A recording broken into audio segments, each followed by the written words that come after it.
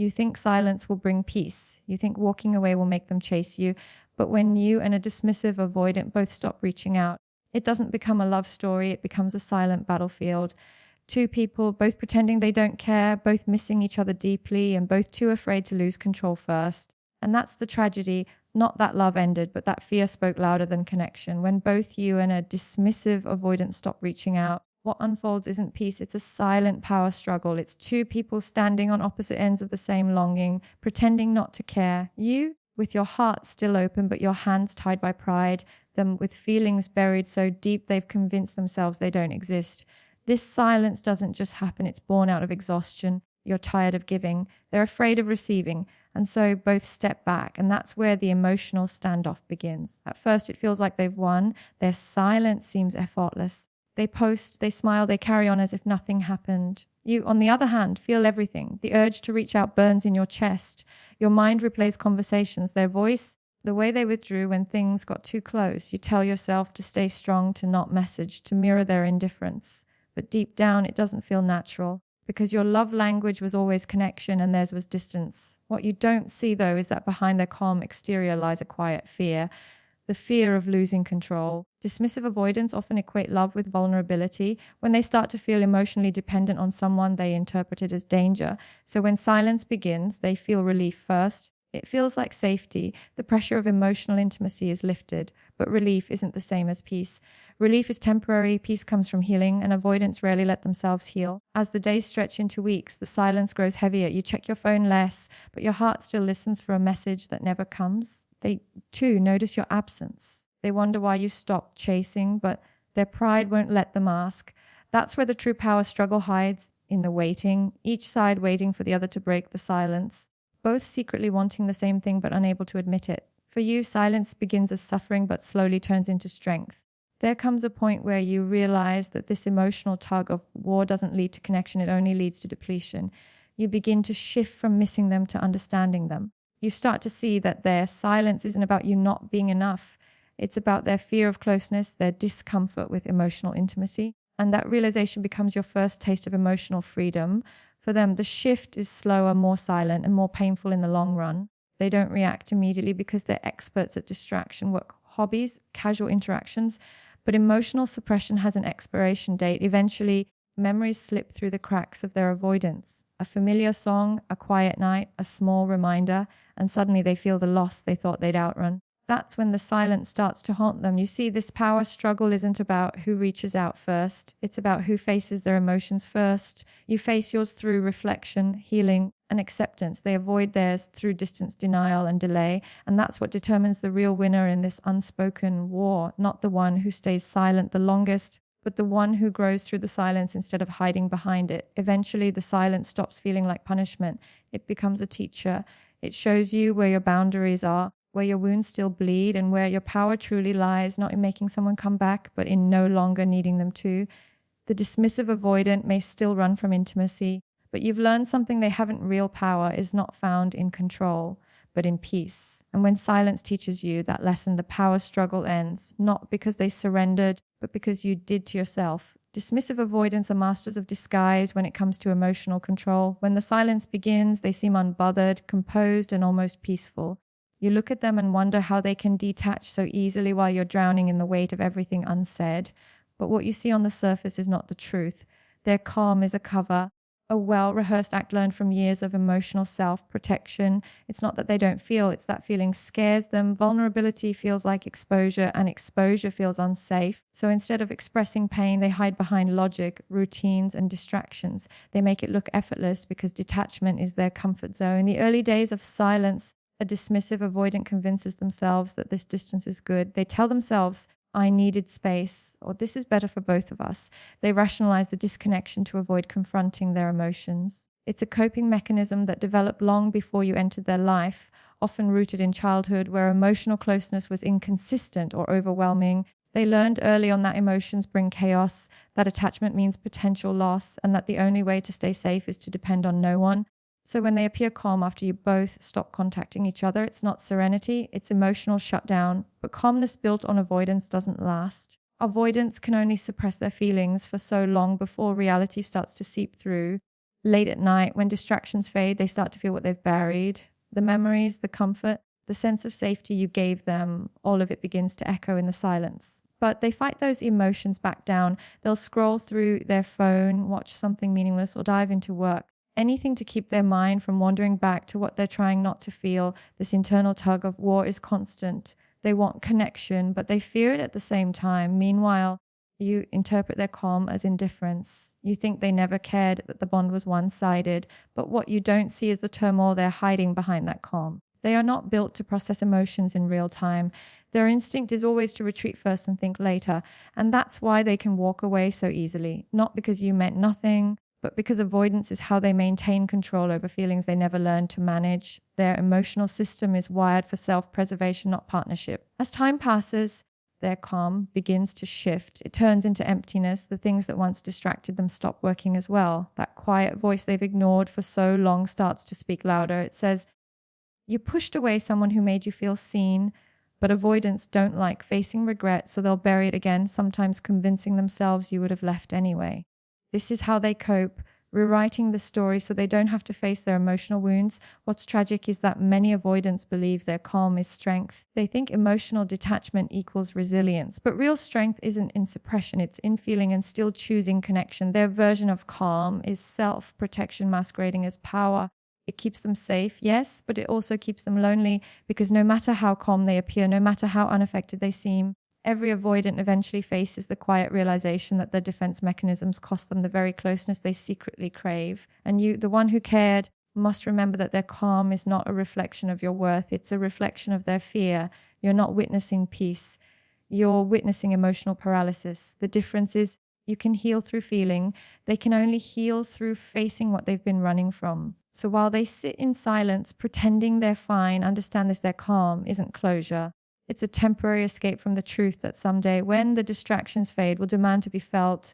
When the silence stretches on and no one reaches out, the one who loved openly begins to feel the sharp edge of loneliness. You think of the messages that never came, the good mornings that turned into unread texts, the voice that once soothed you now replaced by an emptiness that hums quietly in your chest. At first it feels unbearable, like your world has lost its center. But here's the truth most people never realize in the early stages of silence: your pain is not your weakness. It's your transformation beginning. What hurts you now will eventually shape you into someone the silence cannot break. When you love a dismissive avoidant, you get used to being the one who holds space, the one who understands, forgives, reaches out, and carries the emotional weight of the connection. You're used to being the bridge between two emotional worlds, yours open and expressive, theirs guarded and distant. So when you finally stop reaching out, it feels like you've lost yourself. You confuse their silence with rejection. But what's really happening is that you're being given back to yourself. The absence that once hurt you is now creating space for you to grow. Pain has a way of forcing clarity. In the quiet, you start to see the patterns. How many times you've bent just to keep the peace. How often you silenced your needs so they wouldn't pull away. You start realizing that love, the kind that drains you, isn't love at all. It's emotional survival disguised as connection. The more you sit with the discomfort, the more you begin to see your worth outside of their validation. You start to understand that your empathy was never the problem. It was just misplaced in someone who wasn't ready to receive it. The moment that shift happens, everything changes. You stop waiting for closure from them and start creating it for yourself. You stop replaying the good moments as proof of love and start recognizing the emotional distance that existed between them. The silence that used to suffocate you starts to empower you. It teaches you self-discipline, emotional independence, and the ability to sit with your feelings without trying to fix someone else's. You start to see the difference between longing and loving, between missing someone and losing yourself for them.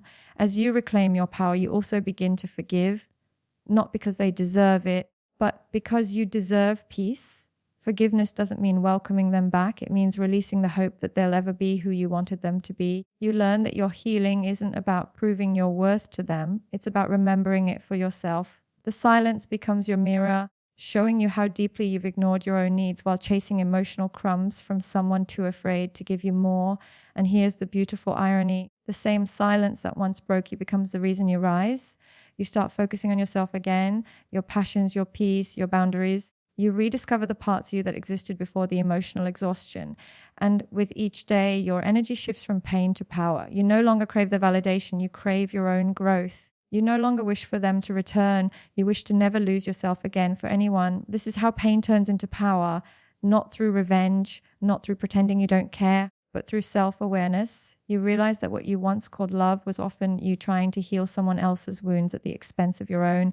But now you understand that healing doesn't come from fixing others, it comes from facing yourself. And when you do, silence stops being something you fear. It becomes the space where you finally hear your own strength. When you stop reaching out to a dismissive avoidant, something unexpected begins to happen, not instantly, not loudly, but slowly in the quiet moments when they least expect it. At first, they feel nothing but relief. The pressure of connection, the emotional expectations, the vulnerability they were running from, all of it suddenly disappears.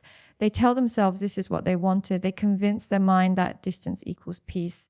But what they don't realize is that this peace is temporary, and what's coming next is the one thing they've spent their whole life avoiding: realization. Dismissive avoidants live with a deeply ingrained belief that closeness leads to pain. It's not that they don't want love, it's that love feels unsafe to them.